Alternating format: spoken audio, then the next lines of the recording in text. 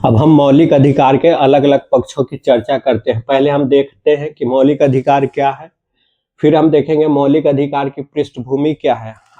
भारत में आज़ादी की जो लड़ाई लड़ी जा रही थी उसके दौरान लगातार मौलिक अधिकार की मांग की जा रही थी, तो उस पृष्ठभूमि को भी हम देखेंगे संक्षेप में, जिसके पृष्ठभूमि के तहत संविधान में मौलिक अधिकार का प्रावधान किया गया है। हम विशेषताएं देखेंगे, मौलिक अधिकार की विशेषताएं, यानी भारत के नागरिकों को और भी कई तरह के अधिकार प्राप्त है, लेकिन मौलिक अधिकार, इस अधिकार की और कौन सी विशेषताएं हैं जो इसको मौलिक बनाता है, हम उसको भी देखेंगे। संविधान में मौलिक अधिकार को कहाँ जगह दिया गया है, हम उसको देखेंगे। मौलिक अधिकार के जो अलग अलग प्रकार हैं उसको भी देखेंगे। मौलिक अधिकार पे जो सीमाएं लगाई गई है, जो प्रतिबंध लगाए गए हैं, उसके जो प्रावधान है या जो अपवाद है, हम उसको भी देखेंगे। और कोर्ट से इसके संरक्षण या इसकी जो गारंटी दी गई है, हम उसको देखेंगे। तो आइए हम पहले देखते हैं कि मौलिक अधिकार क्या है। तो मौलिक अधिकार, सबसे पहले आप ये समझ लीजिए कि मौलिक अधिकार वो अधिकार है जो किसी व्यक्ति के व्यक्तित्व के संपूर्ण विकास के लिए, यानी कि किसी भी व्यक्ति के भीतर जो प्राकृतिक गुण होता है, जिसका दोहन करके वो अपने व्यक्तित्व का सर्वांगीण विकास कर सकता है, तो उस प्राकृतिक गुण जो उसके भीतर है, जिसका वो दोहन कर सके और अपने संपूर्ण व्यक्तित्व का विकास कर सके, उसके लिए जिन परिस्थितियों की जरूरत होती है, वो परिस्थितियां इन अधिकारों के माध्यम से प्रदान की जाती है। तो मौलिक अधिकार किसी भी, भारत के भीतर, अगर भारत की बात करें तो भारत के भीतर मूल विधान, यानी हमारा जो मूल विधान है वो कौन सा है, हमारा मूल विधान संविधान है। मूल विधान का मतलब होता है कि मूल विधान वह विधान है जिससे बाकी विधान निकलते हैं, यानी बाकी कानून बनते हैं। तो हमारा मूल विधान कौन सा है, वो संविधान है, जिसको हम सर्वोच्च विधान भी कहते हैं। विधान का मतलब कानून होता है। तो हमारा मूल विधान संविधान है। तो मूल विधान के द्वारा प्रदान किए गए वो अधिकार जिसकी गारंटी राज्य के द्वारा या संविधान द्वारा जिसकी गारंटी दी गई है, और जो व्यक्ति के व्यक्तित्व के विकास के लिए आवश्यक है, तथा जो राज्य के निरंकुशता को नियंत्रित करता है, ऐसे अधिकार को हम मौलिक अधिकार कहते हैं। तो मौलिक अधिकार में क्या क्या आ गया? पहली बात यह है कि मौलिक अधिकार जो है वो मूल विधान के द्वारा प्रदान की गई है, मूल विधान में इसकी गारंटी दी गई है। दूसरा, ये व्यक्ति के संपूर्ण व्यक्तित्व के विकास के लिए आवश्यक है, उसके लिए परिस्थितियों का निर्माण करता है। चौथा है कि ये राज्य के जो निरंकुशता है उसको नियंत्रित करता है, यानी राज्य को निरंकुश होने से रोकता है। तो ये मूल अधिकार है। तो हम कह सकते हैं मूल अधिकार व्यक्ति के, क्योंकि आप जानते हैं कि मूल अधिकार व्यक्ति को प्राप्त है और नागरिक को। कुछ मूल अधिकार है जैसे 15, 16, 19, 29, 30, ये जो मूल अधिकार है ये केवल नागरिक को प्राप्त है, लेकिन बाकी के जो मूल अधिकार है वो व्यक्ति को प्राप्त है। व्यक्ति का मतलब हुआ कि अगर कोई विदेशी भी भारत में रह रहा है तो उसको भी वो अधिकार प्राप्त है। तो मूल अधिकार मूल विधान द्वारा, मूल विधान मूल विधान द्वारा, या मूल विधान के बगल में आप संविधान लिख सकते हैं, मूल विधान द्वारा प्रदत्त वे अधिकार हैं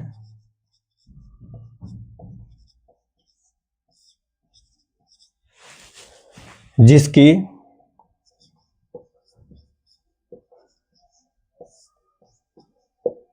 संविधान में या मूल विधान में गारंटी दी गई है,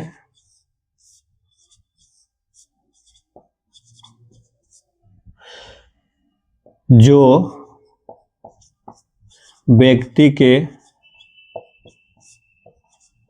व्यक्तित्व के सर्वांगीण विकास या संपूर्ण विकास, सर्वांगीण विकास या संपूर्ण विकास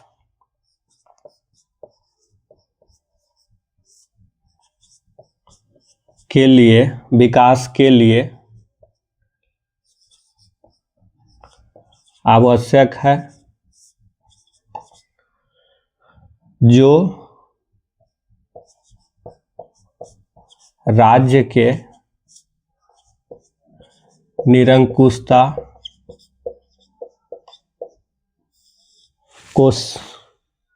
को राज्य की निरंकुशता को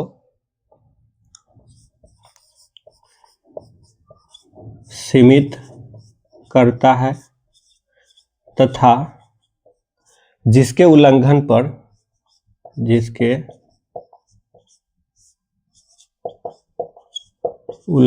पर व्यक्ति को सीधा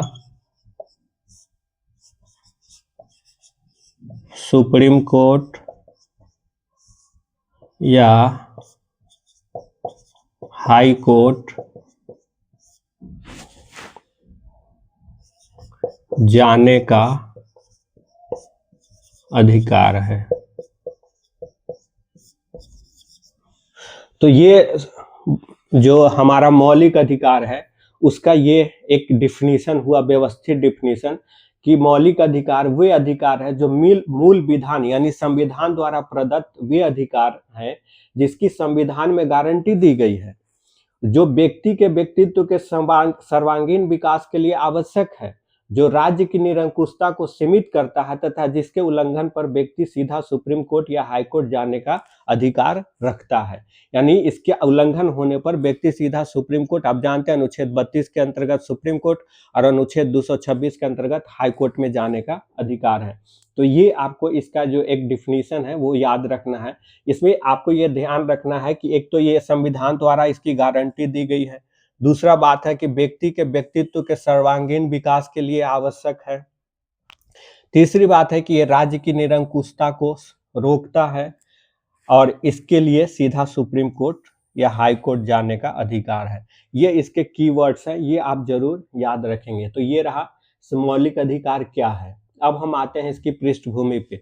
मौलिक अधिकार, तो जैसा कि हम जानते हैं कि जब भारत में स्वतंत्रता संग्राम की लड़ाई चल रही थी उस दौरान कई कमेटियां बनी थी और जो कांग्रेस के वार्षिक अधिवेशन होते थे उनमें उनके माध्यम से भी उस समय जो ब्रिटिश सरकार थी उससे कुछ मांगे की जाती थी, जिनमें नागरिक अधिकार, राजनैतिक अधिकार, कई तरह के अधिकारों की मांग थी। उसमें आप इतिहास में एक 1928 की नेहरू कमेटी के बारे में आपने पढ़ा होगा।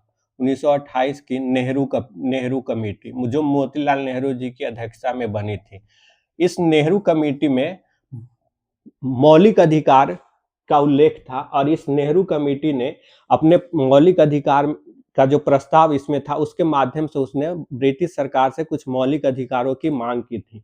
इसके अलावा 1931 का एक अधिवेशन है जिसको हम कराची अधिवेशन के नाम से जानते हैं। कराची अधिवेशन जिसकी अध्यक्षता सरदार वल्लभ भाई पटेल ने की थी। कराची अधिवेशन, आप कराची अधिवेशन के प्रस्ताव को पढ़ेंगे तो वहां पूरा डिटेल में आपको जो वर्तमान में हमारे मूल अधिकार का हिस्सा है और नीति निर्देशक तत्व का हिस्सा है उसका आपको डिटेल मिल जाएगा। वो सामाजिक और आर्थिक प्रस्ताव था, तो उसमें मौलिक अधिकार का और जो नीति निर्देशक तत्व के अंतर्गत जो हिस्सा उसमें से ज्यादातर हिस्सा आपको 1931 के कांग्रेस के कराची अधिवेशन के प्रस्ताव में मिल जाएगा, जो कि उस समय के ब्रिटिश सरकार से मांग की गई थी। तो हमारा मौलिक अधिकार का ये एक दो लाइन जो है बैकग्राउंड आप लिखें तो ठीक रहेगा। आगे हम आते हैं कि मौलिक अधिकार की विशेषताएं क्या है। हम विशेषता को देखते हैं।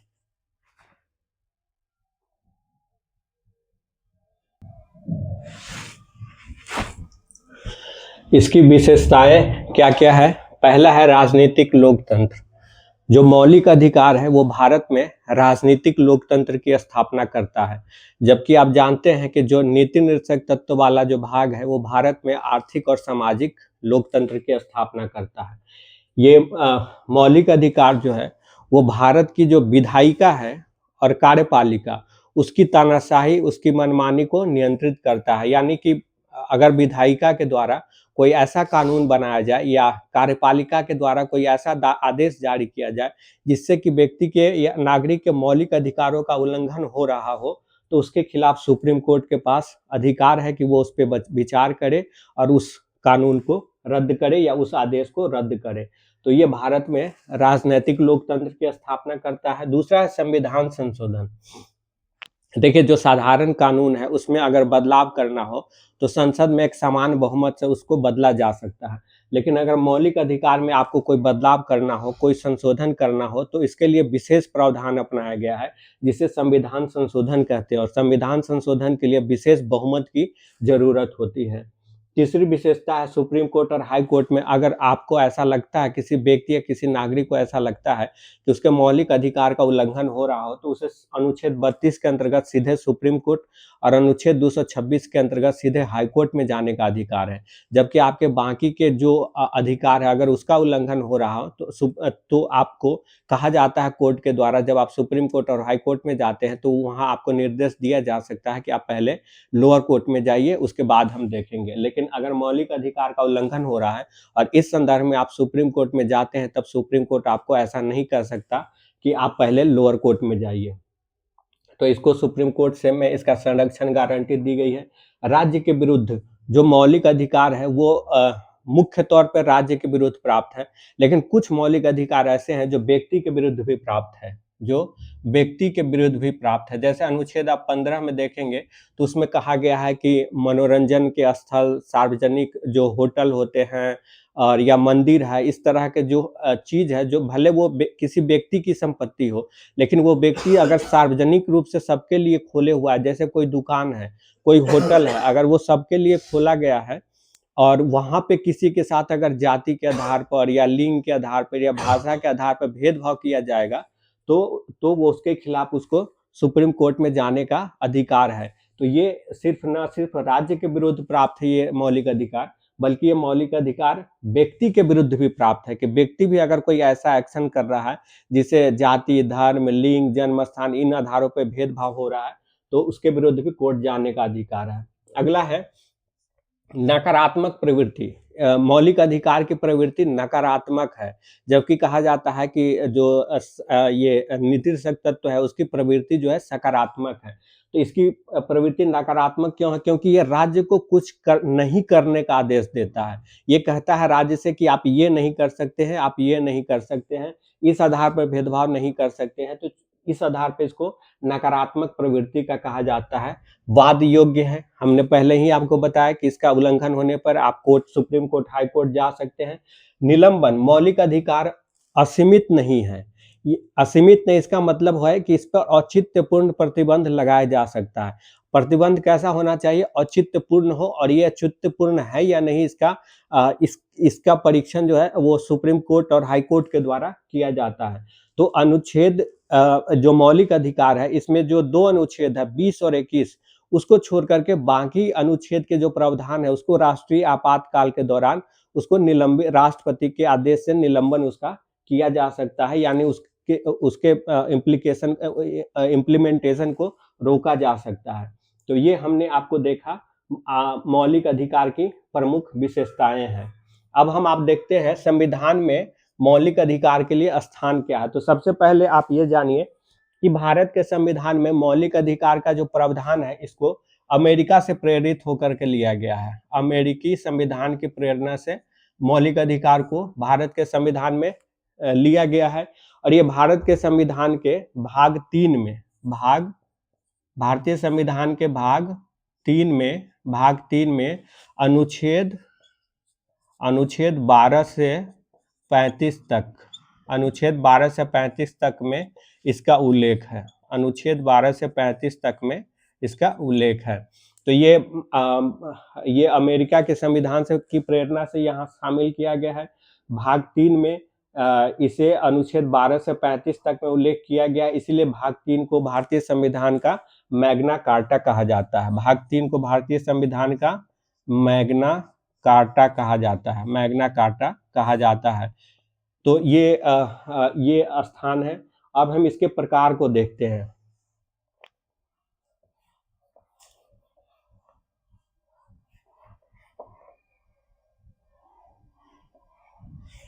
हम इसके प्रकार को देखते हैं।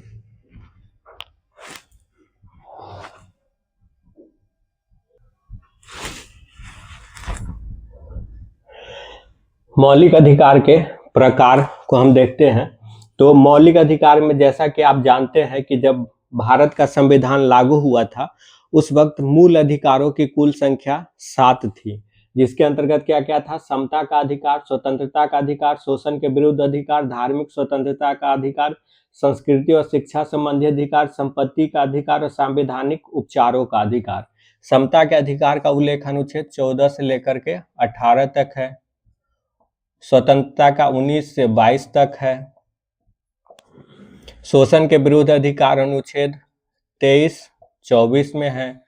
धार्मिक स्वतंत्रता का अधिकार अनुच्छेद 25 से 28 तक में है। संस्कृति और शिक्षा का अधिकार अनुच्छेद 29 और 30 में है। और संपत्ति के अधिकार अनुच्छेद 31 में इसका उल्लेख था। और संवैधानिक उपचारों का अधिकार अनुच्छेद 32 में। तो इस तरह जब भारत का संविधान लागू हुआ तो भारत के संविधान में कुल 7 मौलिक अधिकार थे।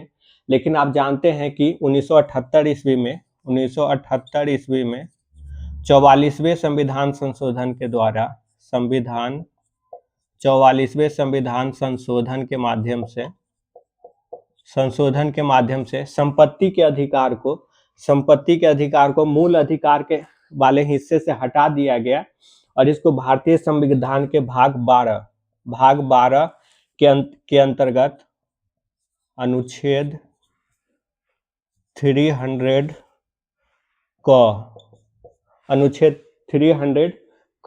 में शामिल कर दिया गया।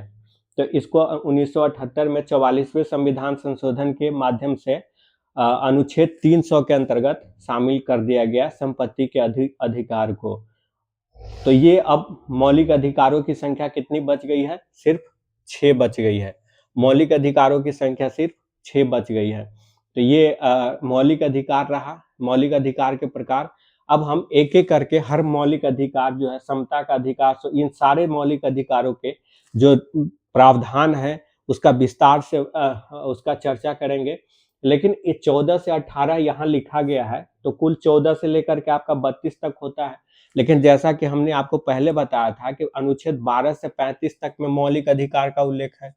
12 से 35 तक में तो अनुच्छेद 12 और 13 तो यहाँ आ नहीं रहा है। तो अनुच्छेद 12 और 13 क्या है, सबसे पहले हम उसको देखते हैं, फिर इन बाकी अधिकारों को देखेंगे। तो अनुच्छेद 12 जो है वो राज्य की परिभाषा बताता है, क्योंकि मौलिक अधिकार हमने आपको पहले ही बताया था कि जो मौलिक अधिकार है वो मुख्य रूप से राज्य के विरुद्ध प्राप्त है।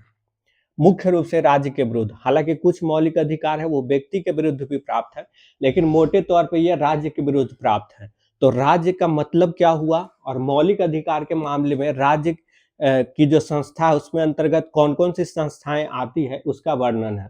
तो पहला आपका है संसद। संसद के जो अंग है वो, उसके बाद है राज्य विधानमंडल है। उसके बाद आपका स्थानीय निकाय, नगर निगम, पंचायत, और संसदीय कानून से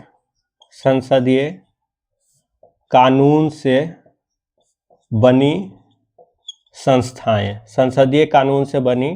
संस्थाएं, जैसे आप LIC को ले सकते हैं, ONGC को ले सकते हैं, स्टेट बैंक को ले सकते हैं।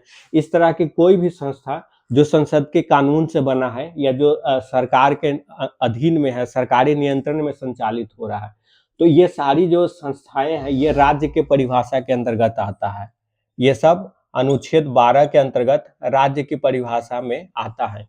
यानी ये सारी संस्थाएं ऐसा कोई कानून नहीं बना सकती जिससे कि व्यक्ति के मौलिक अधिकार का उल्लंघन हो। और अगर ये संस्थाएं ऐसा कोई कानून बनाती है जिससे कि व्यक्ति के मौलिक अधिकार का उल्लंघन हो रहा हो, तो व्यक्ति को उसके खिलाफ सुप्रीम कोर्ट और हाई कोर्ट में जाने का अधिकार है। तो 12 में, अनुच्छेद 12 के अंतर्गत राज्य की जो परिभाषा है उसके अंतर्गत यही आता है। आगे आपको दिया गया अनुच्छेद 13। अनुच्छेद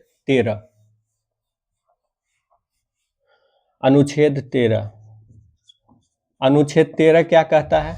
अनुच्छेद 13 कहता है मूल अधिकारों से असंगत या अल्पीकरण करने वाली विधियों का शून्य होना। इसका मतलब हुआ कि अगर इन संस्थाओं के द्वारा, जिसको हमने राज्य माना है, उन संस्थाओं के द्वारा कोई ऐसा कानून बनाया जाता है या कोई ऐसा आदेश जारी किया जाता है जिससे नागरिकों के मूल अधिकार का उल्लंघन हो रहा हो, तब वो कानून या वो आदेश उस सीमा तक शून्य माना जाएगा जिस सीमा तक वह नागरिक के मौलिक अधिकार का उल्लंघन कर रहा हो।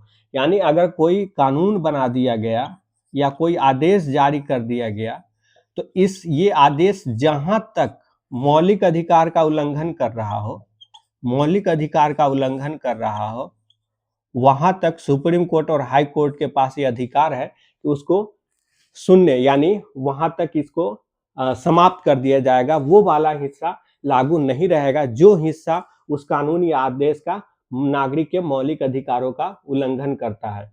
तो ये अनुच्छेद 13 का ही प्रावधान जो है वो सुप्रीम कोर्ट को न्यायिक समीक्षा का अधिकार देता है, न्यायिक समीक्षा का अधिकार देता है।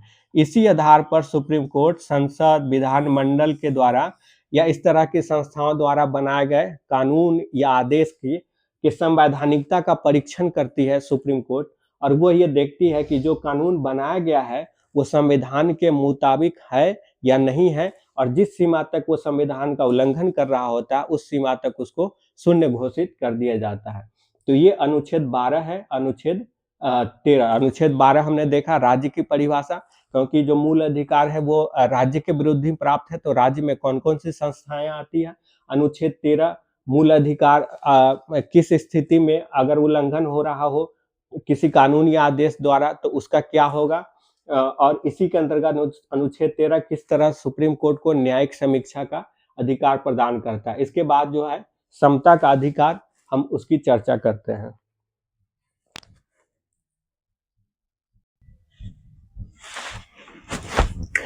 हम भारतीय संविधान के मौलिक अधिकार के अंतर्गत आने वाले उस अनुच्छेद की चर्चा कर रहे हैं जिसको आप भारतीय लोकतंत्र का सबसे मजबूत स्तंभ कह सकते हैं, यानी कि जो भारत में विधि के शासन की स्थापना करता है, जिसके बिना लोकतंत्र की कल्पना नहीं की जा सकती, वो है अनुच्छेद 14। तो समानता या समता के अधिकार का उल्लेख है अनुच्छेद 14 से 18 के बीच में। तो हम पहले अनुच्छेद 14 जो है उसकी चर्चा करते हैं। अनुच्छेद 14 क्या कहता है? अनुच्छेद 14 में दो बातें कही गई है, दो तरह की बातें हैं अनुच्छेद 14 में। एक है विधि के समक्ष समता, विधि के समक्ष समता, और दूसरी बात कही गई है विधि का समान संरक्षण, विधि का समान संरक्षण, विधि का समान संरक्षण, यानी इक्वलिटी बिफोर लॉ और इक्वल प्रोटेक्शन ऑफ लॉ, विधि के समक्ष समानता और विधि का समान संरक्षण। ये दो बातें अनुच्छेद 14 में कही गई हैं कि विधि के समक्ष समता यानी विधि के सामने सब बराबर है, और विधि का समान संरक्षण यानी हर व्यक्ति को कानून का समान संरक्षण प्राप्त होगा। तो इसका अर्थ क्या हुआ? विधि के समक्ष समता का अर्थ क्या हुआ? विधि के समक्ष समानता या समता का अर्थ होता है समाज में किसी व्यक्ति या वर्ग के लिए विशेषाधिकार की अनुपस्थिति, विशेषाधिकार की अनुपस्थिति,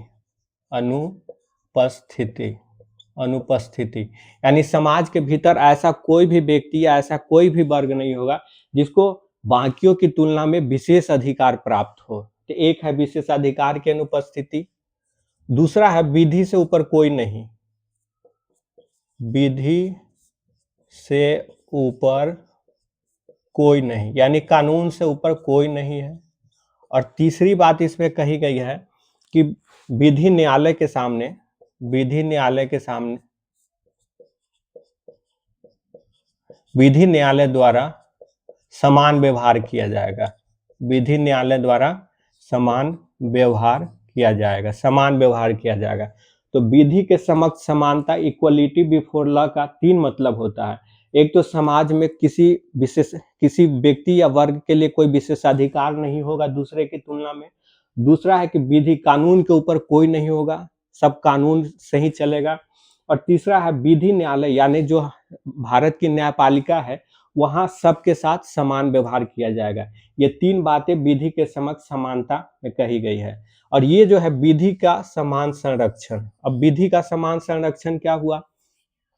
तो यहीं से आप इसको समझिए। एक कह रहा है विधि से ऊपर कोई नहीं, और विधि सबके लिए बराबर है, सबके लिए विशेषाधिकार की अनुपस्थिति। ये कह रहा है विशेषाधिकार किसी व्यक्ति या वर्ग के लिए कोई विशेषाधिकार नहीं होगा, सबके लिए बराबर की स्थिति होगी। तो अगर किसी वर्ग या व्यक्ति के लिए कोई विशेष अधिकार नहीं होगा तो क्या स्थिति उत्पन्न होगी? आप देखिए कि राष्ट्रपति को, राज्यपाल को और संसद या विधानमंडल के भीतर जो संसद और विधानसभा सदस्यों के द्वारा जो बात कही जाती है, तो राष्ट्रपति, राज्यपाल, संसद सदस्य अपने कार्य को ठीक से कर सके, इसके लिए उन्हें कुछ विशेष अधिकार प्राप्त है। और जब तक उनको ये अधिकार मिलेगा नहीं, तब तक वो अपने संवैधानिक दायित्व का निर्वहन ठीक से कर ही नहीं पाएंगे। तब उस स्थिति के लिए ये आता है विधि का समान संरक्षण, यानी इक्वल स्थिति में इक्वल लॉ लागू होगा। अगर स्थिति अनइक्वल है तो उस स्थिति में इक्वल लॉ लागू नहीं होगा। जैसे हमारे संविधान में आरक्षण का प्रावधान किया गया है, तो आरक्षण भी एक तरह से एक खास वर्ग के लिए विशेषाधिकार हो गया, जिसका वही लाभ ले रहा है, दूसरे उस अधिकार से वंचित है। तो ये विशेषाधिकार जो आरक्षण वो क्यों दिया गया है? क्योंकि समाज का कुछ वर्ग इतना पिछड़ा रह गया कि सामान्य तौर पर और उसको विधि के सामने बराबर कर दिया जाए, तो वो उसके लिए विधि जो है वो बराबर की स्थिति नहीं रह जाएगी, वो अनइक्वल स्थिति हो जाएगी। यानी जो वर्ग वर्षों से पीछे है, उसको एक ऐसे वर्ग के सामने प्रतिस्पर्धा करने के लिए बराबर की स्थिति में खड़ा कर दिया जाए, जो शैक्षणिक रूप से काफी आगे है, सामाजिक रूप से काफी आगे है। तो जो व्यक्ति पिछड़ा है उसके लिए ये इक्वलिटी बिफोर लॉ की स्थिति नहीं होगी, बल्कि अनइक्वल सिचुएशन हो जाएगा। तो इस अनइक्वल, असमान स्थिति को खत्म करने के लिए कुछ विशेषाधिकार प्रदान किए जाते हैं। तो वही है आरक्षण का व्यवस्था, वही आपको राष्ट्रपति, राज्यपाल, संसद सदस्य और इस तरह के लोगों अच्छे से अपने दायित्व का निर्वहन कर सके, उसके लिए। इसके अलावा आप देखेंगे, जैसे एक एग्जाम्पल के रूप में आप लिखिए कि अलग अलग व्यक्ति से इनकम टैक्स अलग अलग रूप में वसूला जाता है। वहां तय कर दिया जाता है कि इतने से इतने लाख का जो इनकम जिनका है उसके ऊपर इतना टैक्स, फिर यहाँ से यहाँ तक का जो स्लैब है उसके लिए इतना टैक्स। तो ये अलग अलग स्लैब जो तैयार किया गया है, ये भी तो एक तरह से देखने से लगता है कि विधि के सामने सब बराबर नहीं है। तो इसका ये मतलब हुआ, उसका मतलब वो यहीं से है, इक्वल प्रोटेक्शन ऑफ लॉ। और इक्वल प्रोटेक्शन ऑफ लॉ क्या कहता है? विधि का समान संरक्षण। समान स्थिति में समान कानून लागू होगा, असमान स्थिति में समान कानून लागू नहीं हो सकता। जैसे अगर मान लिए किसी की इनकम 10 लाख है और किसी की सालाना इनकम 100 करोड़ रुपया है, तब दोनों पर समान कानून लागू नहीं होगा, दोनों से एक समान टैक्स वसूला नहीं जा सकता, क्योंकि दोनों की स्थिति असमान है। तो असमान स्थिति में समान कानून नहीं लागू हो सकता है, समान कानून समान स्थिति में ही लागू हो सकता है। तो यहीं से विधि के समान संरक्षण की बात यहीं से आती है कि आपको विधि का समान संरक्षण मिलेगा, यानी विधि से आपको प्रोटेक्शन मिलेगा। ऐसा नहीं होगा कि कानून इस तरह का बना दिया जाए कि लोगों में वो समान दिखने के बावजूद भेदभाव करता हो। जैसे अगर हमने एग्जाम्पल दिया कि किसी का इनकम 10 लाख रुपया है, उससे भी उतना ही टैक्स वसूला जाए जितना कि 100 करोड़ वाले से वसूला जाए, तो ये असमान स्थिति हो जाएगी। तो इसी असमान स्थिति को खत्म करने के लिए विधि के समान संरक्षण की व्यवस्था की गई है, यानी इक्वलिटी बिफोर लॉ की व्यवस्था की गई है। तो ये रहा विधि के समक्ष समानता और विधि का समान संरक्षण। अब इस हमने आपको बताया कि विधि के समक्ष समता और विधि का समान संरक्षण, इसके कुछ अपवाद है। अपवाद क्या है वो देखिए। एक है अनुच्छेद 361। अनुच्छेद 361 में ये कहा गया है कि राष्ट्रपति और राज्यपाल अपने कार्यकाल के दौरान जो कुछ भी कार्य कर रहे हैं, जो भी उन्होंने कार्य किया है, एक्शन लिया है, उसके लिए उनको किसी न्यायालय के प्रति जवाबदेह नहीं ठहराया जा सकता है। यानी उस कार्य के लिए किसी न्यायालय में उनके खिलाफ मुकदमा नहीं चलाया जा सकता, जवाबदेह नहीं ठहराया जा सकता। ये अनुच्छेद 361 में राष्ट्रपति और राज्यपाल के संबंध में कहा गया है। दूसरा कहा गया है कि जब राष्ट्रपति और राज्यपाल अपने पद पर हो, तो उस दौरान उसके ऊपर कोई आपराधिक मुकदमा, दंडिक कार्यवाही नहीं प्रारंभ की जा सकती है। तीसरी बात कही गई है कि जब राष्ट्रपति और राज्यपाल अपने पद पर हो, तो उनके खिलाफ किसी भी न्यायालय से कोई अरेस्ट वारंट नहीं जारी किया जा सकता है, उनको गिरफ्तार नहीं किया जा सकता है। चौथी बात कही गई है कि अगर वो रिटायर हो जाते हैं और रिटायर होने के बाद उनके ऊपर कोई दीवानी मुकदमा अगर प्रारंभ भी किया जाता है तो इसके लिए उनको 2 महीना पूर्व सूचना देनी होगी और उसके बाद ही उसके ऊपर ये दीवानी मुकदमा प्रारंभ किया जा सकता है। इसी तरह अनुच्छेद 105 के अंतर्गत संसद सदस्यों को कुछ अधिकार, विशेष अधिकार दिए गए हैं। उसमें कहा गया है कि संसद का कोई सदस्य या किसी संसदीय समिति का कोई सदस्य संसद में या संसदीय समिति के भीतर अगर कोई बात कहता है तो उसके लिए उसके खिलाफ न्यायिक कार्रवाई प्रारंभ नहीं की जा सकती। ये अनुच्छेद 105 में कहा गया है। इसी तरह अनुच्छेद 194 में जो विधानमंडल, विधानसभा और विधान परिषद के सदस्य हैं, उनके संबंध में भी इसी तरह की छूट दी गई है जो संसद सदस्य या संसद समिति के सदस्यों के बारे में कही गई है। तो ये सब कुछ जो है अनुच्छेद 14 के अपवाद है।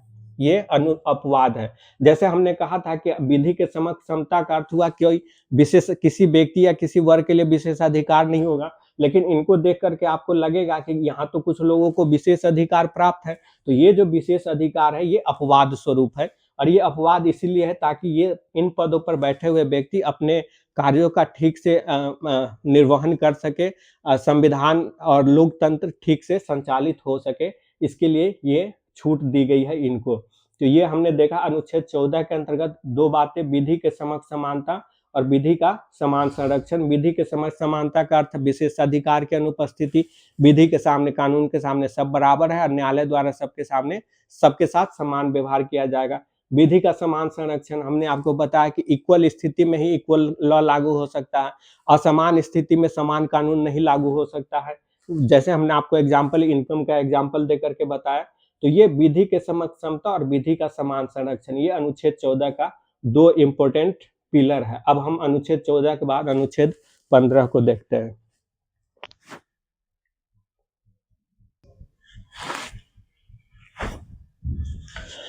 अनुच्छेद 15 में कुल 6 सब क्लॉज है। हम सबको एक एक करके देखते हैं।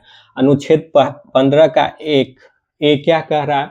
अनुच्छेद 15 का 1 कहता है कि राज्य केवल जाति, लिंग, धर्म, मूल वंश, जन्म स्थान के आधार पर इनमें से किसी एक या किसी एक से अधिक के आधार पे किसी भी नागरिक के साथ किसी प्रकार का भेदभाव नहीं करेगा।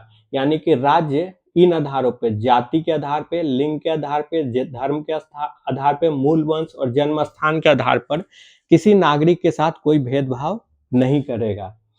2 कह रहा है, 15 का सब क्लॉज 2 कह रहा है कि कोई नागरिक किसी दूसरे नागरिक के साथ जाति के आधार पे, लिंग के आधार पे, धर्म, मूल वंश, जन्म स्थान के आधार पर भेदभाव नहीं करेगा। मतलब कहाँ नहीं करेगा?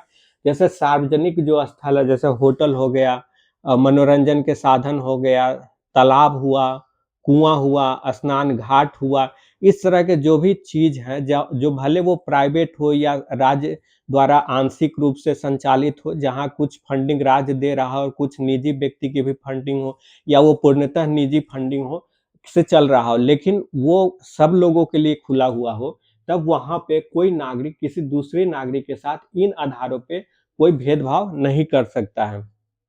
जैसे कोई व्यक्ति निजी हैसियत से कोई मंदिर बना ले और वो मंदिर सबके लिए खुला हो, वहाँ सब लोग जा रहे हैं पूजा करने के लिए, और फिर अचानक से उस मंदिर का जो मालिक है वो किसी एक व्यक्ति को इस आधार पर नहीं रोक सकता है कि आप फलाने धर्म के हैं, फलाने जाति के हैं, तो इस आधार पर उनके साथ भेदभाव नहीं किया जा सकता है। या कोई निजी शिक्षण संस्थान है, मान लिए उस निजी शिक्षण संस्थान में कोई निजी शिक्षण संस्थान में किसी के नामांकन या प्रवेश को इस आधार पे नहीं रोका जा सकता है कि वो अमुक धर्म का है या अमुक जाति का है, इस आधार पे नहीं रोका जा सकता। तो हमने आपको पहले भी बताया था कि कुछ मूल अधिकार जो है वो व्यक्ति के विरुद्ध भी प्राप्त है। यानी कि ये मूल अधिकार एक नागरिक का दूसरे नागरिक के विरुद्ध प्राप्त, यानी कि एक नागरिक दूसरे नागरिक के साथ इन आधारों पर भेदभाव नहीं कर सकता। और कहाँ-कहाँ भेदभाव नहीं कर सकता?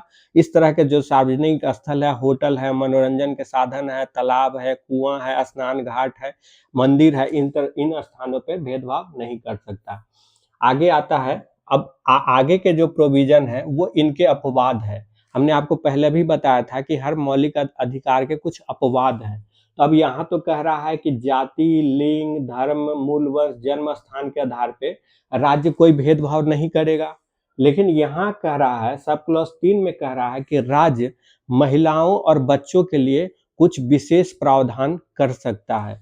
तो मतलब अगर महिलाओं के लिए कुछ विशेष प्रावधान कर रहा है, तो ये जो लिंग के आधार पे कहा गया है कि कोई भेदभाव नहीं होगा, उसका तो उल्लंघन हो रहा है। तो ये अपवाद है। अनुच्छेद 3, 4, 5, 6 के जो अनुच्छेद 15 के सब क्लॉज 3, 4, 5, 6 के जो प्रावधान है, ये अनुच्छेद 1 और 2 के अपवाद है। तो ये अनुच्छेद 3 में कहा गया है कि राज्य महिलाओं और बच्चों के लिए कुछ विशेष प्रावधान कर सकता है, क्योंकि उनकी शारीरिक स्थिति ऐसी होती है, क्योंकि उनके लिए विशेष प्रावधान की जरूरत होती है। अनुच्छेद ये सब क्लॉज 4 कह रहा है कि राज्य सामाजिक शैक्षणिक रूप से पिछड़े हुए वर्गों के लिए, SC ST के लिए कुछ विशेष प्रावधान कर सकता है। और ये जैसे राज्य के विधानमंडल में या संसद के भीतर इस वर्ग के लिए कुछ स्थानों का आरक्षण किया जा सकता है। अगर संसद या विधानमंडल में सामाजिक शैक्षणिक रूप से पिछड़े वर्ग, SC ST OBC के लिए कुछ स्थान आरक्षित किया जा रहा है, तब उसको ये नहीं माना जाएगा कि ये क्लोज 1 का एक जो है उसके खिलाफ है, वो नहीं माना जाएगा। आगे है सब क्लोज 5 में कहा गया है कि राज्य सामाजिक और शैक्षणिक रूप से पिछड़े वर्गों के लिए शैक्षणिक संस्थानों में कुछ विशेष प्रावधान कर सकता है। कुछ विशेष प्रावधान क्या किया जा सकता है, जैसे वहां नामांकन के लिए कुछ सीट सामाजिक शैक्षणिक रूप से पिछड़े वर्गों के लिए आरक्षित किया जा सकता है। उन्हें जो नामांकन शुल्क है उसमें छूट दी जा सकती है। तो और ये इसको जो सब क्लॉज 5 है, इसको 2005 में 93वें संविधान संशोधन के द्वारा शामिल किया गया। संविधान संशोधन के द्वारा इसको शामिल किया गया। और सब क्लॉज 6 है, वो आप जान रहे हैं कि अनुच्छेद ये EWS इकोनॉमिकली वीकर सेक्शन या आर्थिक रूप से जो कमजोर वर्ग है, उस कमजोर वर्ग के लिए ये शैक्षणिक संस्थानों में कुछ विशेष छूट या प्रावधान की बात करता है। तो ये हमने देखा कि अनुच्छेद 15 के जो सब क्लॉज है उसके अलग अलग प्रावधान। अनुच्छेद 1 क्या कहता है कि राज्य किसी के साथ जाति, लिंग, जन्म स्थान, धर्म, मूल वंश, इसके आधार पर कोई भेदभाव नहीं करेगा।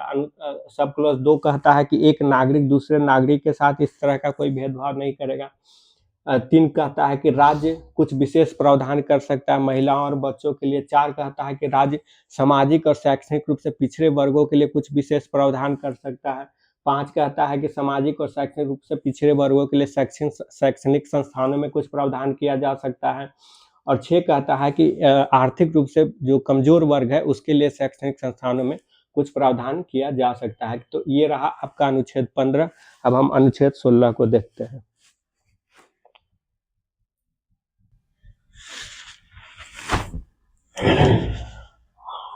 अनुच्छेद 16 में भी 6 सब क्लॉज है। अनुच्छेद 16(1) क्या कह रहा है? अनुच्छेद 16 यह कह रहा है कि राज्य के द्वारा जो नियुक्ति या नियोजन की जाती है उसमें नागरिकों के साथ कोई भेदभाव नहीं किया जाएगा और सबको समान अवसर होगा। यानी ये कहता है कि राज्य नियोजन और नियुक्ति में सभी नागरिकों को समान अवसर प्रदान करेगा। तो 16(1) समान अवसर प्रदान करने की बात करती है राज्य के द्वारा। 16(2) क्या कह रहा है? 16(2) कहता है कि राज्य जाति, लिंग, धर्म, मूल वंश, जन्म स्थान, उद्भव और निवास के आधार पे किसी नागरिक के साथ नियोजन या नियुक्ति में कोई भेदभाव नहीं करेगा। तो कौन कौन आधार है? जाति, लिंग, धर्म, मूल वंश, जन्म स्थान, उद्भव और विकास। अनुच्छेद 15 में हमने इन 5 आधारों पे भेदभाव का निषेध देखा था। ये 5 आधार अनुच्छेद 15 में थे। ये 2 नए आधार यहाँ जुड़ गए हैं, उद्भव और निवास। तो इन 7 आधारों पे राज्य जो है वो सरकारी नियुक्तियों में कोई भेदभाव नागरिक के साथ नहीं करेगा। ये 2 बातें कही गई। अब नीचे के जो 4 सब क्लॉज हैं, 3, 4, 5 और 6, ये इन दोनों के अपवाद हैं। ये क्या है? इन दोनों के अपवाद हैं।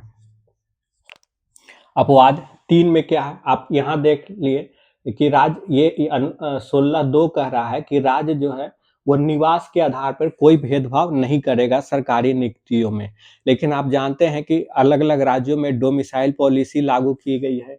तो इसमें 16(3) में ये कह रहा है कि राज्य निवास के आधार पर सरकारी नौकरियों में भेदभाव कर सकता है, यानी कि कुछ राज्य अपने यहाँ के स्थानीय लोगों को नौकरियों में प्राथमिकता दे सकते हैं। और इसका कारण ये दिया गया है कि अलग-अलग राज्यों का सामाजिक आर्थिक स्थिति अलग-अलग है। कुछ राज्य पिछड़े हैं, कुछ राज्य काफ़ी विकसित है। तो ऐसे में जो राज्य पिछड़े हैं, उनके लिए ज़रूरी हो जाता है कि वो अपने नागरिकों को प्राथमिकता दें।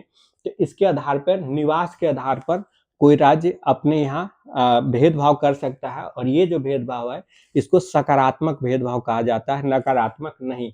यानी कोई राज्य अपने यहाँ सरकारी नौकरी में ये नियम बना सकता है कि वो सिर्फ अपने राज्य के निवासियों को ही लेगा, ऐसा नियम बनाया जा सकता है। शर्त ये है कि जो ये नियम होगा वो पूरे राज्य के लिए लागू होगा, न कि राज्य के किसी क्षेत्र या किसी जिला विशेष के लिए, पूरे राज्य के लिए लागू होगा। तो ये अपवाद ये हो गया। 4 में यही अपवाद है पिछड़े वर्गों के लिए। 16(4) कहता है कि राज्य सरकारी नौकरियों में सामाजिक और शैक्षणिक रूप से पिछड़े वर्गों के लिए विशेष प्रावधान कर सकता है। तो एक बात इसमें, एक और चीज़ उसमें कहा गया है कि सामाजिक और शैक्षणिक रूप से पिछड़ा वर्ग जिसका राज्य की सेवा में पर्याप्त प्रतिनिधित्व नहीं हो।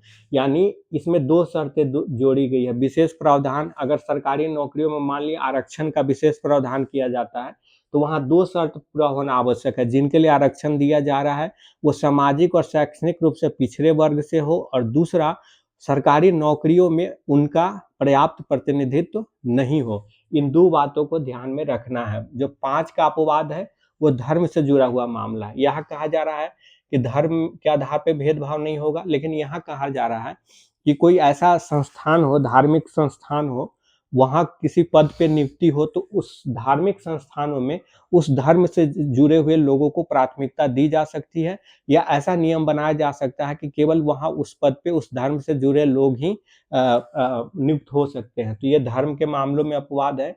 छठा है ईडब्ल्यूएस, आप जानते ही हैं, इकोनॉमिकली वीकर सेक्शन, आर्थिक रूप से कमजोर वर्ग के लिए सरकारी नौकरियों में आरक्षण का प्रावधान किया गया है। तो ये 3, 4, 5 और 6 जो है, ये 16(1) और 16(2) के अपवाद है।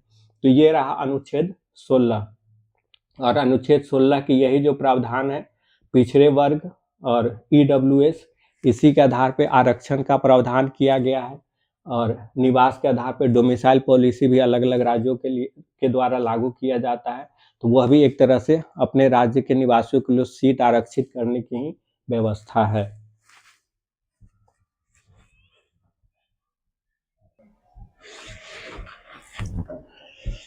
अनुच्छेद 17 क्या कह रहा है? अनुच्छेद 17 कह रहा है कि अस्पृश्यता का अंत किया जाता है। अस्पृश्यता यानी छुआछूत का अंत किया जाता है, और उसका किसी भी रूप में आचरण निषिद्ध किया जाता है। यानी कि छुआछूत को किसी भी रूप में अपने आचरण व्यवहार में अपनाना, उसको भी निषिद्ध, निषिद्ध घोषित किया जाता है, यानी उसे रोका जाता है। अस्पृश्यता से उपजी किसी भी निर्योग्यता यानी डिसएबिलिटी को लागू करना अपराध होगा, जो विधि के अनुसार दंडनीय होगा। यानी अस्पृश्यता को आधार बनाकर किसी व्यक्ति को किसी चीज के लिए अयोग्य ठहराना एक अपराध होगा, जो कि विधि के अनुसार दंडनीय होगा, अब ये यहाँ इंपॉर्टेंट है कि यहाँ लिखा है अस्पृश्यता का अंत होगा, अस्पृश्यता का आचरण निषिद्ध होगा, या और वो ऐसा करना अपराध होगा। लेकिन ये अपराध कितना होगा, कैसा होगा, इसका कोई उल्लेख अनुच्छेद 17 में नहीं किया गया है। आगे सिर्फ इतना लिखा गया है कि विधि के अनुसार दंडनीय होगा। मतलब वो कौन सी विधि, किसके अनुसार दंडनीय होगा? तो अनुच्छेद 17 सिर्फ ये कहता है कि अस्पृश्यता एक अपराध होगा और वो दंडनीय होगा, लेकिन कितना दंड मिलेगा इसका कोई प्रावधान अनुच्छेद 17 में नहीं है। अनुच्छेद 35 के अंतर्गत संसद को ये अधिकार प्राप्त है कि ये अनुच्छेद 17 या अनुच्छेद और भी मौलिक अधिकार के जो दूसरे अनुच्छेद है, उसको लागू करने के लिए कुछ नियम और कानून बना सकता है। अनुच्छेद 35 के अंतर्गत संसद को ये अधिकार प्राप्त है कि वह मौलिक अधिकार में जो प्रावधान दिए गए हैं उसको लागू करने के लिए कुछ कानून बना सकती है संसद अनुच्छेद 35 के अंतर्गत। तो अनुच्छेद 35 का उपयोग करके ही संसद ने एक कानून बनाया, अस्पृश्यता अपराध अधिनियम 1955। ये कानून संसद ने बनाया और फिर इस अस्पृश्यता अपराध अधिनियम 1955 में वर्ष 1976 में संशोधन किया गया और वर्ष 1976 में संशोधन करके इसका नाम दिया गया सिविल अधिकार संरक्षण अधिनियम 1955। तो वर्तमान में यह सिविल अधिकार संरक्षण अधिनियम 1955 लागू है और इसी अधिनियम के तहत दंड का प्रावधान है कि कितना दंड होगा, क्या अपराध होगा, किस स्थिति में अपराध घोषित होगा और जो ये अस्पृश्यता को निषिद्ध किया गया है, रोका गया है, वो कहाँ कहाँ रोका गया है। जैसे शिक्षण संस्थान में किसी के प्रवेश या नामांकन में, किसी अस्पताल में, किसी पूजा स्थल जो सार्वजनिक पूजा स्थल हो, दुकान हो, होटल हो, रास्ता हो, जल मार्ग, स्थल मार्ग, कोई भी मार्ग हो, इसके इन सब चीजों में आप छुआछूत नहीं कर सकते हैं या किसी के साथ भेदभाव इस आधार पे नहीं कर सकते हैं। साथ ही इसमें कहा गया कि इतिहास का कोई तर्क दे करके आप इसके औचित्य को सही साबित नहीं कर सकते हैं। अगर आप ऐसा करते हैं तो वह भी अपराध माना जाएगा। इसके अलावा धर्म का उदाहरण दे करके आप इस छुआछूत के औचित्य को सही साबित नहीं कर सकते हैं। अगर आप ऐसा करते हैं तो अपराध होगा। यानी ये सब कुछ अगर आप वो करते हैं तो अपराध होगा और अपराध होगा उसके लिए क्या सजा होगा वो सिविल अधिकार संरक्षण अधिनियम 1955 में उल्लेख किया गया है। उसमें कहा गया है कि 1 से 2 साल तक की आपको कारावास की सजा हो सकती है। इसके अलावा संसद और विधानमंडल का सदस्य बनने से आपको अयोग्य घोषित किया जा सकता है। तो ये अपराध की है। इस कानून का एक और प्रोविजन है, वो जान लेना जरूरी है क्योंकि अभी यूजीसी का एक नियम बना था जिसमें काफी विवाद हुआ। तो इस कानून में यह भी लिखा गया है कि अगर किसी के ऊपर छुआछूत का आरोप लगता है तो उस आरोप ये साबित करना कि वो आरोप गलत है, उसने ऐसा नहीं किया है, उस व्यक्ति का ही काम होगा जिसके ऊपर वो आरोप लगा है, नहीं कि उसका जिसने आरोप लगाया है। जिस व्यक्ति के ऊपर आरोप लगा है उसी को यह साबित करना होगा कि उसने ऐसा नहीं किया है। और यही प्रोविजन हाल में जो यूजीसी का नया ड्राफ्ट आया था गाइडलाइन, उसमें भी यही प्रोविजन था और इसी वजह से काफी विवाद हुआ था यूजीसी के नए गाइडलाइन को लेकर के। तो ये अनुच्छेद 17 है। अब हम अनुच्छेद 18 को देखते हैं।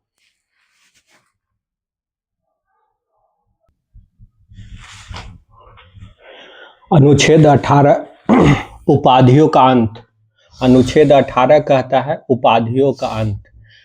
जैसा कि हम जानते हैं कि जब भारत में ब्रिटिश शासन था तो ब्रिटिश शासक के द्वारा कुछ लोगों को अपनी तरफ मिलाए रखने या खुश रखने के लिए कुछ विशेष तरह की उपाधि दी जाती थी, जैसे राय बहादुर, राय, महाराजा, नाइटहुड, इस तरह के कुछ उपाधि दी जाती थी। और ये उपाधि ये सूचित करता था कि वो समाज का बहुत ही विशिष्ट प्रतिष्ठा प्राप्त व्यक्ति है, यानी एक तरह से उसे एक तरह का विशेषाधिकार प्राप्त हो जाता था और यह समाज में असमानता को बढ़ावा देता था। तो ये जो असमानता थी उपाधि के आधार पर मिली हुई, इसी उपाधि आधारित असमानता को खत्म करने के लिए अनुच्छेद 18 में कहा गया कि उपाधियों का अंत, यानी इस तरह के जो भी उपाधि है उनको समाप्त कर दिया गया। इसके अलावा कुछ और बातें कही गई। एक में कहा गया कि राज्य, सेना या विद्या संबंधी सम्मान के सिवा कोई उपाधि नहीं प्रदान करेगा। यानी जैसे सेना में शहीद होने वाले लोगों को विभिन्न तरह के या अच्छा काम जो वहाँ शौर्य का प्रदर्शन करते हैं उसे अशोक चक्र, परमवीर चक्र, महावीर चक्र, इस तरह के जो सम्मान दिए जाते हैं, उसके अलावा कोई उपाधि प्रदान नहीं की जाएगी। दूसरा कहा गया कि भारत का कोई नागरिक किसी विदेशी राज्य से कोई उपाधि प्राप्त नहीं करेगा। तीसरा कहा गया कि अगर कोई विदेशी व्यक्ति भारतीय राज्य के भीतर यानी भारत के भीतर लाभ के पद पे काम कर रहा हो तो वो भारत के राष्ट्रपति के अनुमति के बिना किसी विदेशी राज्य से कोई उपाधि प्राप्त नहीं करेगा। चौथा ये कहा गया कि कोई भारतीय व्यक्ति जो भारत के भीतर लाभ का पद धारण कर रहा हो तो वो राष्ट्रपति के अनुमति के बिना विदेशी राज्य से कोई भेंट, कोई उपलब्धि या कोई पद प्राप्त नहीं करेगा। तो ये उपाधियों को अंत करने के लिए इस तरह का प्रावधान किया गया। और और आप जानते हैं कि भारत में पद्म भूषण, पद्म विभूषण, पद्मश्री जैसे उपाधि जैसे सम्मान प्रदान किए जाते हैं। तो ये सम्मान प्रदान किए जाते हैं, तो इसको चैलेंज किया गया कोर्ट में इसी आधार पर कि भारत में उपाधियों का अंत कर दिया गया है, फिर भी इस तरह के चीज़ें कैसे दी जा रही है। तो 1996 में इसको सुप्रीम कोर्ट में जब चैलेंज किया गया, तो सुप्रीम कोर्ट ने इसे वैध ठहराया इस आधार पे कि सुप्रीम कोर्ट ने कहा कि ये जो दिए जा रहे हैं ये कोई उपाधि नहीं है, बल्कि ये एक पुरस्कार है। सुप्रीम कोर्ट ने क्या कहा, ये एक पुरस्कार है, कोई उपाधि नहीं है, इसीलिए ये उचित है, ये गैर कानूनी नहीं है। लेकिन साथ में सुप्रीम कोर्ट ने एक शर्त जोड़ दिया। शर्त ये जोड़ा कि जो लोग ये पुरस्कार प्राप्त करते हैं, जैसे पद्म विभूषण, पद्म भूषण, पद्मश्री, वो अपने नाम के आगे या अपने नाम के पीछे इस तरह के शब्द नहीं जोड़ सकते हैं कि पद्मश्री फलाने या पद्म विभूषण फलाने, इस तरह के नाम अपने नाम के आगे या नाम के पीछे ये शब्द नहीं जोड़ सकते हैं। और अगर वो ऐसा करते हैं तो दंड स्वरूप उनसे वो सम्मान छीन लिया जाना चाहिए। तो ये अनुच्छेद 18 के प्रावधान थे। अब हम आगे अनुच्छेद समानता का अधिकार 14 से 18 तक है। उसके बाद स्वतंत्रता का अधिकार है जो 19 से 22 तक है। तो हम स्वतंत्रता का अधिकार जो 19 से 22 तक है उसकी चर्चा करेंगे।